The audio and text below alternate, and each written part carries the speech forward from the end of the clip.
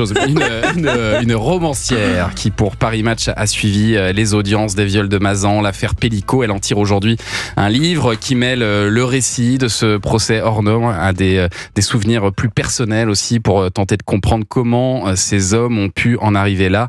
Bonjour Claire Berès. Bonjour. Et merci beaucoup d'être là ce matin. D'abord, comment vous vous êtes retrouvée sur ce procès? Est-ce que c'est Paris Match qui est venu vers vous? Comment ça s'est passé? Oui, c'est un petit peu un accident, c'est un pas de côté, un imprévu si je puis dire, parce qu'il y a des gens dont c'est le métier, des faits diversiers, des chroniqueurs judiciaires, des journalistes. Moi je suis romancière et j'ai reçu un coup de téléphone dans le courant du mois de septembre. Le procès avait déjà commencé, je le suivais comme beaucoup d'entre nous, avec un peu de distance évidemment, et Paris Match m'a proposé, peut-être pour avoir un regard d'auteur, une autre type de plume, de me rendre à Avignon pour suivre le procès et écrire des papiers pour eux, pour Paris Match. Et vous racontez d'ailleurs dans votre livre que la première fois que vous avez entendu parler de cette affaire, de cet homme donc qui aurait violé et fait violer sa femme sous sédation par des dizaines d'hommes, vous y croyez pas, vous dites c'est impossible un truc pareil. Oui, alors pourquoi j'en fais mention dans le texte, c'est que précisément j'ai un goût pour les faits divers depuis presque l'enfance. Si je puis dire, je les ai collectionnés, je les ai lus, je les suis. Donc j'en connais beaucoup. Voilà. Et à l'aune de ça, c'est ça qui est intéressant, c'est que tout d'un coup, en lisant les premiers éléments sur cette affaire, j'ai eu presque la sensation d'une mystification. Or, quand on plonge beaucoup dans les faits divers, on n'est jamais surpris. Malheureusement, on sait que le mal est toujours possible, que le pire est toujours à venir. Et ce fait divers, effectivement, m'a arrêté, stupéfié, comme je pense beaucoup d'entre nous. Comme le monde entier, oui. Et alors ce sentiment, même Gisèle Pélico l'a ressenti en premier. Elle s'est pas reconnue elle-même sur les photos que la police lui a présentées le 2 novembre 2020. Et pourtant, elle a eu des suspicions. Alors moi, c'est ce que j'ai trouvé passionnant dans votre livre, c'est qu'en fait, on a suivi tous cette affaire, mais souvent en entendant seulement l'écume, les petits récits qu'on a pu avoir. Là, on rentre vraiment dans les détails. On apprend énormément de choses. Par exemple, moi, je ne savais pas qu'un jour, elle avait dit à son mari « Mais tu me drogues ou quoi ?» Et lui, il a fait mine de s'offusquer. Oui, alors pour remettre un tout petit peu quand même en situation, parce que en parlant de cette affaire avec beaucoup de gens de mon entourage tout le long de ce travail, il y a cette phrase qui revient, mais comment est-ce possible qu'elle ne se doutait pas?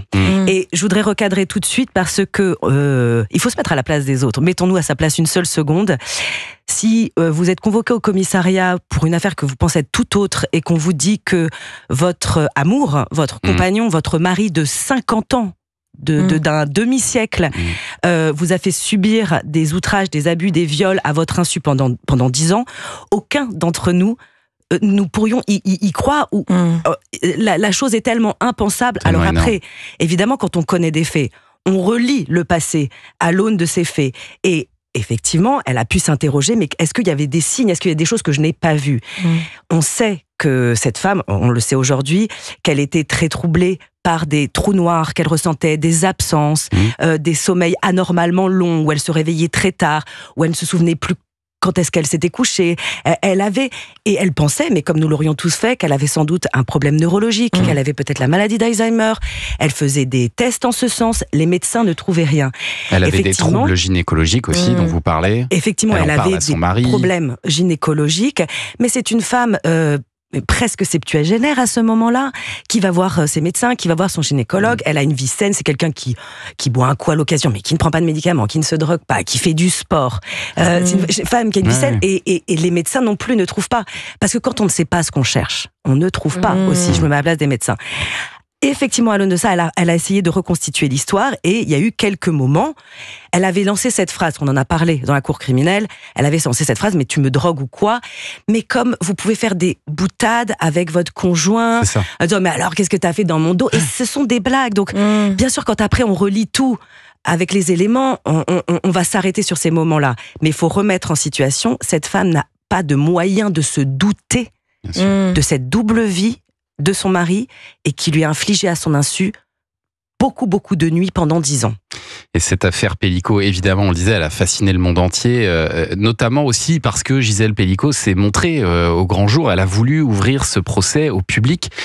Pourquoi est-ce qu'elle a fait ça, selon vous? Est-ce qu'elle avait déjà en tête l'idée qu'il fallait que la honte change de camp? Vous pensez que ça allait si loin? Alors, j'ouvre des perspectives, mais évidemment, je me garderai bien de parler pour elle. Ouais. Simplement, on peut observer que entre le moment où on lui a révélé cette tragédie, novembre 2020, et le moment où le procès s'ouvre, il y a 3 ans et demi qui s'écoulent, donc elle a dû faire un chemin assez long de sidération, de douleur, qui la regarde, mais qui a dû être très long et très douloureux. Et on sait aussi que quand on lui révèle cette affaire, quand le sous-brigadier Perret lui révèle cette affaire en 2020, elle refuse de voir les vidéos, ce qu'on comprend bien également. On sait qu'il y avait plus de 20 000 vidéos et photos dans les supports informatiques de Dominique Pellicot. À l'approche du procès, elle demande à ses 2 conseils, ses 2 avocats, Maître Babonneau, Maître Camus, de voir les vidéos. Et elle va toutes les regarder. Ça, c'est dingue. Voilà. Probablement, elle voulait se préparer à ce procès. Elle voulait faire au mieux. Mais c'est très difficile quand on a vécu une telle tragédie.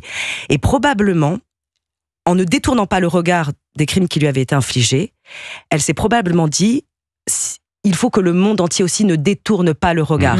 Mais non pas pour elle-même, parce que je pense que cette femme n'a aucune posture. Elle s'est pas dit, je vais devenir une icône féministe. Non, elle a essayé de s'extirper de son malheur. Et qu'est-ce qu'elle a fait? Elle s'est tournée vers les autres. Parce qu'elle s'est dit, je suis détruite. Je suis un champ de ruines. Elle l'a dit en audience, je suis un champ de ruines. Je ne sais pas si je pourrais me reconstruire. Mais si je peux donner la force à quelqu'un de se dire, Madame Pellicot l'a fait, alors je pourrais le faire. Eh ben, tant mieux. Et c'est vraiment dans cette perspective de l'altérité qu'elle a décidé de faire un bras de fer, véritable bras de fer, pour faire lever le huis clos. La chair des autres, c'est le livre de Claire Berest, disponible aux éditions Albin Michel. On va continuer à en parler ce matin, et puis on va parler série dans un instant avec Héloïse.